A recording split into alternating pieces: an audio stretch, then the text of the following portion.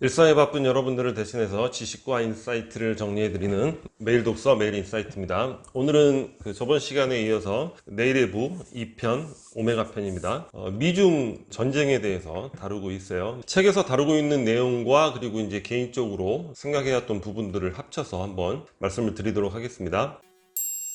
일단 우리가 이제 기본적으로 알고 있어야 될 상식, 단어가 있죠. 투키디데스의 함정. 예전에 소크라테스 편에서 살펴봤는데 부상하고 있는 신흥 강국과 기존의 패권국의 충돌. 이거를 이제 투키디데스의 함정이라고 하죠. 과거에 아테네가 패권국이었을 때 델로스 동맹을 맺은 상태였는데 거기에 이제 스파르타가 도전을 해서 전쟁을 벌이게 되죠. 이러한 투키디데스의 함정에 해당하는 패권 전쟁은 역사 속에서 여러 경우가 있었죠. 그런데 우리가 이제 미중 전쟁에 대해서 어떤 관점을 갖고 있냐면 많은 분들이 단순히 상품 교역, 무역에 대한 관세 전쟁이고 이거는 트럼프의 어떤 개인적인 성향, 또라이 같은 성향 이런 걸로 인해서 발생하는 일시적인 사건이라고 이해하는 사람들이 굉장히 많아요. 근데 절대 그렇지가 않습니다. 이거는 일시적인 이벤트가 아니라 이건 5년, 10년 둘 중에 한 명이 꼬꾸라질 때까지 지속적으로 나갈 수밖에 없는 패권 전쟁이에요. 그리고 트럼프의 어떤 단순한 도발이 아니라 지금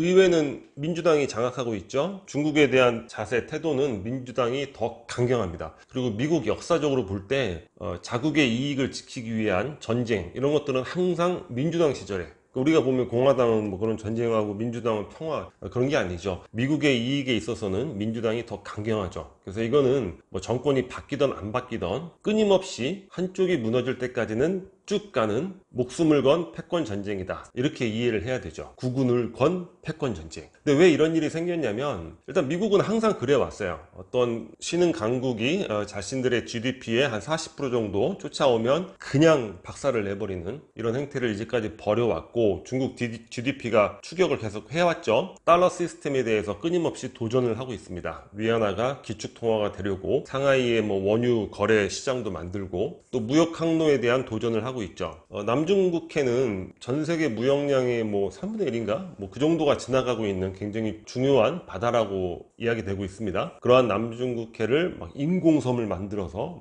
장악하려고 하고 있고 그리고 기술 우위에 대한 도전. 우리가 중국 하면 아직도 싸구려 제조업만 발달한 걸로 생각하는데 우리 2020 한국이 열광할 세계 트렌드인가 그거 코트라에서 나온 책 우리 공부했었잖아요. 인공지능 미국이 굉장히 앞서가고 있어요. 안면인식 미국이 거의 세계 최고 수준이고 자율주행 이런 것들 단순히 기술이 아니라 도로 건설과 같이 이렇게 협업을 해서 실질적으로 구현을 하고 있어요. 이러한 인터넷 기술이라든가 AI 기술 중국이 굉장히 앞서가고 있습니다. 그리고 매년 배출하는 이공계 졸업자 수 인구가 많기 때문에 중국이 미국과 일본을 압도하고 있죠. 이러한 근거로 인해서 짐 로저스 같은 경우에는 앞으로 중국이 자연스럽게 미국을 능가하여 부상할 것이다 이렇게 이야기를 하고 있어요. 그러한 기술 위기에 대한 도전, 위협을 느끼는 거죠. 그리고 자유민주주의에 대한 위협. 중국은 공공연하게 공산당 이런 정치 시스템이 민주주의보다 더 우월하다 이렇게 아주 대놓고 선전하고 자랑을 하고 있죠. 이런 부분들은 정체성 자체가 함께 공존해서 나갈 수가 없는 거죠. 그리고 불공정 무역 장벽을 설치하고 페이스북, 구글, 애플 다 못 들어가죠. 중국엔 바이두라든가 중국만의 그런 동일한 카피된 인터넷 기업들이 활성화되고 있을 뿐이에요. 못 들어오게 합니다. 그리고 자기들은 밖으로 나가죠. 화웨이에 그렇게 미국이 집착하는 이유는 중국은 벌써부터 빅브라더 사회라고 할 수 있어요. 왜냐하면 화웨이가 자체가 중국 전체의 인터넷망 자체를 검열을 하고 있는 거예요. 그러니까 외부에서 들어오는 뉴스 같은 경우에도 자신들의 통치에 불리한 것들은 화웨이 기술로 인해서 다 거르고 있습니다. 그러니까 기술력 자체가 사실 대단하죠. 이런 것만 봐도. 그리고 성장 방식에도 문제가 있죠. 거의 국가의 전체적인 자금을 어떤 일정한 기업에 무한대로 퍼주고 있잖아요. 거기에 있어서 가장 큰 피해를 보고 있는 나라가 또 우리나라죠. LED 완전히 다 망가졌죠. 지금 반도체도 1, 2년 안에 양산을 하겠다고 이야기를 하고 있어요. 우리가 그나마 지금 버티고 있는 부분이 그런 반도체 부분인데 이런 방식 우리한테 굉장히 위협이죠. 최근에도 OLED 같은 경우에도 한국 기업에 연봉을 3배 주겠다. 아주 공공연하게 그냥 대놓고 이게 아주 채용 공고를 하고 있습니다. 옛날에는 몰래 가서 오실래요? 이랬는데 이러한 성장 방식이 지금 우리 자유민주주의와 자본주의 시스템과는 공존하기가 어려운 거예요. 그래서 이런 것들이 이제 서서히 갈등으로 드러나고 있는 게 이제 최근의 모습이라고 할 수 있죠. 일종의 시작이라고 볼 수 있을 것 같아요. 그런데 제 개인적으로 보기에는 중국이 너무 서둘렀다 이런 생각이 들어요. 그러니까 중국몽을 요즘에는 대놓고 막 이야기를 하고 있죠. 플랜카드 막 탁 해놓고 시진핑이 막 사진도 찍고 이러는데, 중국몽이라는 거는 중화민족의 위대한 부흥이라는 건데 결국 우리가 패권을 가지겠다, 세계적 패권을 2049년까지 가질 것이고 그 전까지 아시아에 있어서라도 확실한 패권을 가지겠다, 이러한 것들을 아주 노골적으로 드러내고 있습니다. 근데 가장 뭔가 합리적인 사고를 했던 사람은 등소평이었던 것 같아요. 등소평은 그런 얘기를 했죠. 도광양회. 자, 자신을 드러내지 않고 때를 기다리며 실력을 기른다. 결부당두.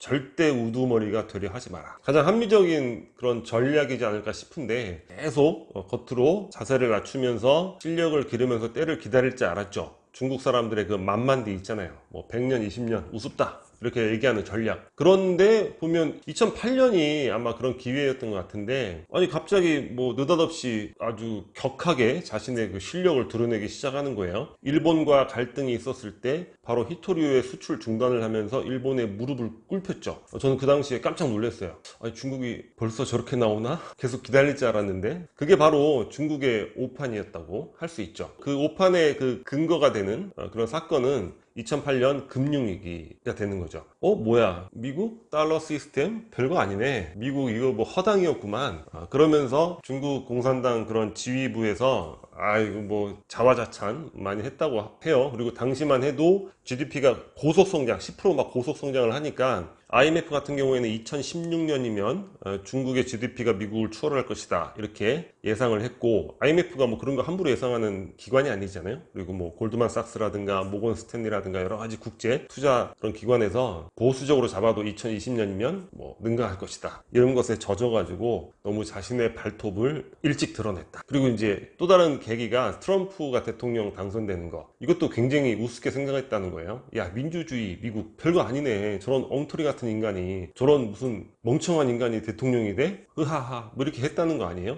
근데 그런 것들이 지금 역으로 중국에게는 아주 큰 위기로 다가가고 있는 그런 상황인 것 같습니다.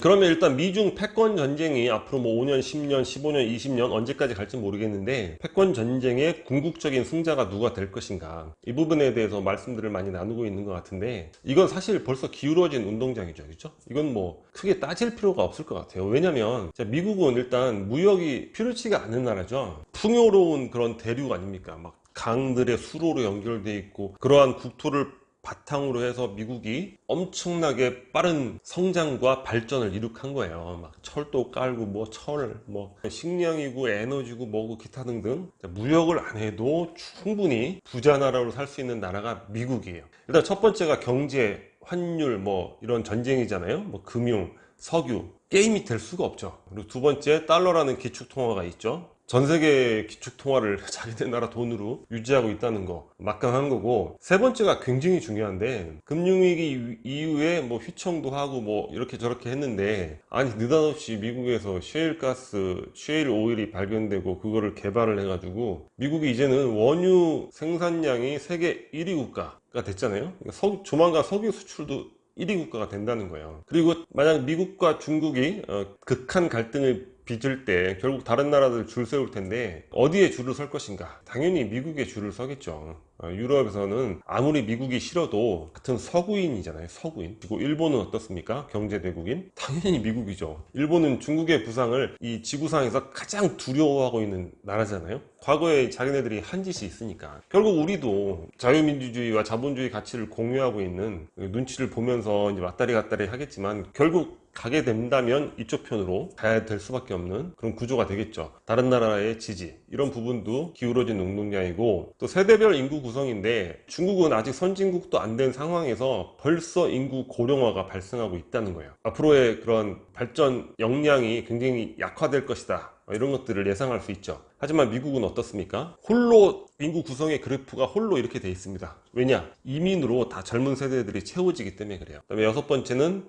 중국은 그 자체로 지금 경제가 굉장히 악화되고 있죠. 그러니까 중앙 집중식 경제 개발이라는 게 어느 정도까지 한 뭐 10,000불, 뭐 15,000불 뭐 이 정도까지는 그게 유효할지 몰라도 그 이상이 되면 자율 경제, 자율적인 발전 이런 것들이 훨씬 유리한데 중앙 집중식 경제 발전이 한계에 부딪혔고 부채가 가늠이 안 돼요. 왜냐하면 그림자 금융이라고 해서 이게 어떤 통계에 잡히지 않는 희한한 금융들이 많단 말이에요. 그래서 GDP 대비 우리가 지금 부채를 40%가 넘냐 안 넘냐 그거 가지고 싸우고 있잖아요. 40% 넘으면 부채 많다고 그러고 일본이 한 230, 40% 된단 말이에요. 부채가 많다고 지금 많은 사람들이 일본 망한다, 뭐 5년, 10년 못 간다 이렇게 얘기하고 있는데 중국은 최소 300% 이상, 보통 지방정부 부채까지 합하면 600%까지도 예상하고 있는 경우가 많은 것 같아요. 그리고 외국 기업들이 떠나고 있습니다. 미국이 관세 폭탄을 터뜨렸죠, 작년에. 그러다 다시 주춤했죠. 그리고 또 지금 다시 터뜨리려고 하고 있는데, 아니 터뜨리려면 계속 터뜨리지 왜 저렇게 주춤하고 있지? 이게 뭡니까? 세계에 있는 기업들, 그러니까 미국 자국 기업뿐만 아니라 세계에 있는 기업들한테 중국을 떠나라고 시그널을 주고 있는 거예요. 우리가 이렇게 지금 이러한 정도의 수준의 대화를 나누고 있는데 경제 전문가들, 기업의 어떤 그런 미래를 판단하고 있는 그런 분들 이런 거 다 모를까요? 다 알죠. 자, 그러면 중국이 어떻게 될 것인가? 그거를 이제 미국과 투키디데스의 함정을 펼쳤던 다른 나라의 사례를 보면서 살펴보도록 하겠습니다. 첫 번째는 이제 소련인데, 소련은 어떻게 됐죠? 80년대 미국과 과도한 군비 경쟁을 벌이고 미국에서 안 되겠네 하면서 소련에 대해서 아주 다각적인 공격을 했죠. 일단 소련의 수출 1위는 원유잖아요. 그래서 원유 가격을 하락시키고 소련의 거래 대상국들, 남미 국가라든가 이런 국가들 자국의 금리를 올리면서 달러를 흡수해서 다 모라토리엄에 빠뜨려 버렸어요. 국가 부도 사태. 그러니까 소련은 거래할 나라가 아예 없어지는 거예요. 그러니까 소련은 국가가 아예 해체가 됐습니다. 이렇게 됐고, 일본하고 독일은 승승장구했죠. 자국의 낮은 화폐 가치 그리고 기술력을 바탕으로 미국에 막대한 수출을 하고 막대한 무역 흑자를 보면서 승승장구했어요. 어떻게 됐습니까? 불렀죠. 일로 와, 일로 와서 자, 너네들 화폐 가치 올려, 사인해. 사인 안 해? 안 하면 뭐 그냥 우리 식으로 할게. 결국 일본하고 독일은 이제 사인을 하게 되죠. 플라자 합의가 됩니다. 대단하죠? 거의 깡패족이죠? 일로 와. 사인해. 근데 일본은 그래도 대단한 게 자국의 그 환율이 9배 가까이 올랐음에도 불구하고 꾸준히 경제 발전을 하는 거예요. 그걸 뭘로 극복을 했냐면 기술력으로 극복을 하는 거예요. 대단한 나라였죠. 그런데 계속 미국에서 야, 니네 우리나라 거 빨리 수입해야 돼. 그러니까 금리 빨리 낮춰. 근데 일본은 부동산이라든가 주식의 버블이 굉장히 커지고 있는 상황이었고, 그러면 금리를 높여서 그런 것들을 좀 잠재워야 되는데 그 상황에서도 미국에서 낮추라고 한다고 또 낮추는 거예요. 그러다가 이제 버블이 팡 하고 터지게 되죠. 그래서 잃어버린 20년 그런 얘기를 하는데 그건 옛날 얘기고, 지금 잃어버린 30년, 그리고 지금 향후에 일본의 어떤 상황은 굉장히 어렵다, 이렇게 이제 예상을 하고 있는 사람들이 많습니다. 독일은 지금은 유럽의 강국, 아주 건전한 나라인 것처럼 보이지만 당시에 독일은 유럽의 환자, 유럽의 병자, 그런 국가였죠. 그러던 독일이 살아나게 된 계기는 EU입니다. 유럽연합. 유럽연합은 독일이 주도한 건 아니죠. 프랑스 뭐 이렇게 주도를 했는데, 독일은 이제 전쟁의 그런 과거 역사가 있기 때문에 그냥 하자는 대로 따라가는 거예요. 따라갔는데, 아니 이게 했더니 화폐를 통합했더니 어떻습니까? 마르크를 썼을 때는 화폐 가치가 굉장히 높아졌는데 유로화를 쓰니까 이런 뭐 동유럽이라든가 못 사는 그리스라든가 합해져 가지고 화폐 가치가 약간 중화가 되는 거예요. 아주 덕분에 엄청나게 살아났죠. 그래서 지금의 강국 독일의 면모를 이제 갖게 된 거예요. 하지만 당시 미국의 공격으로 인해서 유럽의 병자 국가가 됐었다. 그 다음에 한국, 우리 얘기는 왜 그랬는지는 모르겠어요. 우리의 경제 시스템을 바꿔서 미국의 이익을 구현할 수 있는 나라로 만들려고 했는지 모르겠는데, 결국 IMF 사태, 물론 우리에게도 원인은 있겠지만 어떠한 의도에 의해서 생긴 부분도 있다, 이런 부분에 대해서는 거의 대부분의 분들이 동의를 하고 있는 것 같아요. 그리고 IMF 협상 당시에도 미국 정부 관계자가 호텔방에서 그런 협상 내용을 이렇게 지시했다는 그런 사례들도 있고. 근데 중국은 과연 어떻게 될 것인가? 중국은 좀 다르죠, 그죠? 소련, 일본, 독일. 일단 공산당의 통제력이 강해요. 그리고 중국 민중들의 그런 애국심이 또 강하죠. 북한이 미국에서 그렇게 공격을 해도 고난의 행군을 하면서 버티잖아요. 수십 년을 버티고 있죠. 중국 공산당은 나름대로 그런 부분에 대해서 기대를 하고 있는 것 같아요. 우리가 통제하고 우리 인민의 애국심으로. 근데 과연 중국인들이 정말 힘들어졌을 때도 그렇게 될까? 중국은 글쎄 일반 민중들의 어떤 중화 사상을 바탕으로 한 애국심, 이거 강할지 모르겠지만 부자들, 부유한 계층은 그렇지 않죠. 어떻게 하면 달러를 유출할까? 이거 아주 궁리에 빠져 있죠. 그리고 뭐 캐나다고 호주고 가보면 중국에서 빼낸 달러로 막 고급 주택가들 다 중국인들이 사고 그랬죠. 부자들의 달러 유출만으로도 오히려 더 위험해질 수 있지 않을까? 이런 생각을 해봅니다. 그래서 중국 입장에서 가장 심한 상처가 된다면은 뭐 신장, 위구르, 티베트, 기타 등등 소수민족들이 이제 독립을 하는 소련식의 뭐 분열, 해체가 될 수도 있을 것이고, 일본이나 독일 같은 이런 뭐 화폐 가치라든가 경제 구조 조정. 근데 중국 입장에서는 절대로 그걸 받아들일 수가 없겠죠. 왜냐면 다 봤잖아요. 중국 사람들도 멍청한 게 아니잖아요. 다 천재들이 모여 있지 않습니까? 다 봤어요. 분석하고 연구했단 말이에요. 야, 저렇게 해서 구조 바꿔서 일본 보니까 더 망가지네. 도망가질 바에는 그냥 버텨. 이렇게 나갈 가능성이 높아 보여요. 지금 상황으로는. 근데 과연 그것이 좋은 결과로 귀결될 수 있을지 그런 것들은 좀 미지수인 것 같습니다. 자, 마지막으로 미중 전쟁과 우리 한국의 사례를 볼게요. 과거는 어떻습니까? 님도 보고 뽕도 땄죠. 안보는 미국에, 도는 중국에서 벌었죠. 그러니까 뭔가 미국과 중국의 가교 역할 이런 것들을 뭐 한다는 그런 입장에서 사실 여러 가지 이익과 혜택을 우리가 봤다고 할 수도 있죠. 이제는 그럴 수가 없다는 거예요. 고래 싸움에 새우등 터질 일이 많을 것이다. 우리 2016년도에 아주 깊이 경험을 했죠. 사스 설치하는 바람에 엄청난 경제 보복을 당했잖아요. 당시에 이 부분으로 인해서 뭐 힘들어 하시던 분들 많습니다. 지금 어떻습니까? 화웨이 우리한테 거래하지 말라고 하죠. 근데 화웨이에 우리가 연 뭐 12조인가 제가 그 부분까지 정확히 모르겠는데 엄청난 그 수출을 반도체 수출 뭐 관련 부품 수출을 하고 있다는 거예요. 진지하게 요구했을 경우 과연 우리가 어떻게 해야 되는가 뭐 이런 부분들. 근데 이게 여기서 끝날 일이 아니죠. 우리가 그 중간에 서 있으면서 어떤 미국의 요구라든가 이런 것들을 많이 받게 되고 거기에 대해서 어떤 액션을 취했을 때 또 중국의 보복을 받게 되고 이런 일들이 많이 발생하지 않을까 이렇게 예상들을 하고 있습니다. 과연 이것이 재앙일까 기회일까? 평균적으로 봤을 때는 한 80~90%의 전문가들은 재앙일 것이다 이렇게 예상을 하고 있어요. 과거에 미국이 일본을 망가뜨릴 때 그때는 우리에게는 기회가 됐죠. 그 당시 우리는 연평균 10% 이상의 고속 성장을 했습니다. 왜냐? 엔화가 올라가고 일본의 상품이 이제 비싸지니까 우리나라 상품이 이렇게 많이 팔린 것이고, 그때 그 상황에서 바로 시장에 진입하고 일어선 기업이 바로 삼성 반도체가 되는 거죠. 그런데 지금은 재앙으로 이제 거의 80~90% 예상을 하는데 이 상황의 힘이라는 게 어떠한 방향으로 흘러갈지는 모를 것 같아요. 결국 우리가 우리의 자세를 이제 확고히 하고 그때별로 상황에 잘 대처를 해야 되는데, 중국이 이 패권 전쟁에서 어떻게 망하더라도 여전히 많은 인구를 갖고 있는 강대국으로 존재를 할 거예요. 영국이 해가 지지 않는 나라는 아니지만 지금도 여전히 강국은 강국이죠.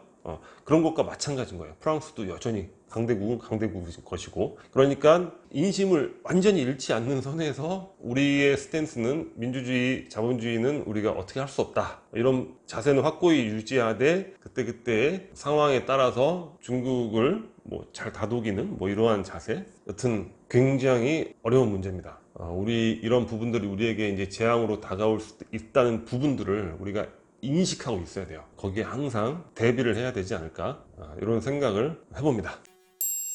자, 오늘 미중 패권 전쟁과 거기에 대한 또 우리의 자세 이런 부분에 대해서 한번 살펴봤습니다. 오늘 영상은 여기서 마치도록 하겠습니다. 여기 캐리커처가 구독 버튼이고요. 구독과 좋아요 많이 부탁드리겠습니다. 감사합니다.